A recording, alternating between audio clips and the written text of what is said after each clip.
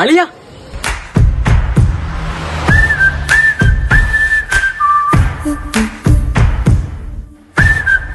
നിന്നോട് നല്ല വീട്ടിൽ എത്തിയാൽ ഞാൻ ഷർട്ടും പാൻറ്റ് അവിടെ മറന്ന് നാളെ തരാം.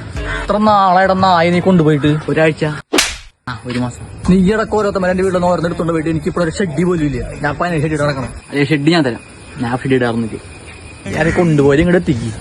എനിക്ക് നീ മാത്രല്ല ഫണ്ടായിട്ടുള്ള അതല്ല നിന്റെ സാധനം എടുത്തോണ്ടാണ്. എനിക്ക് വേറെ ആര് തരണടാ.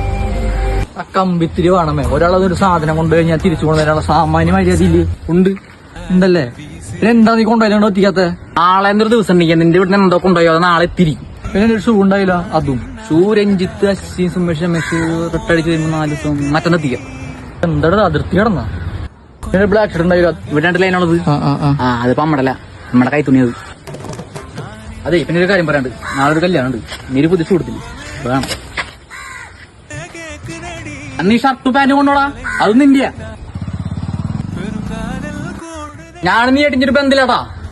ഈ നാട്ടിൽ കല്യാണം ഷൂ കൊടുത്തത്.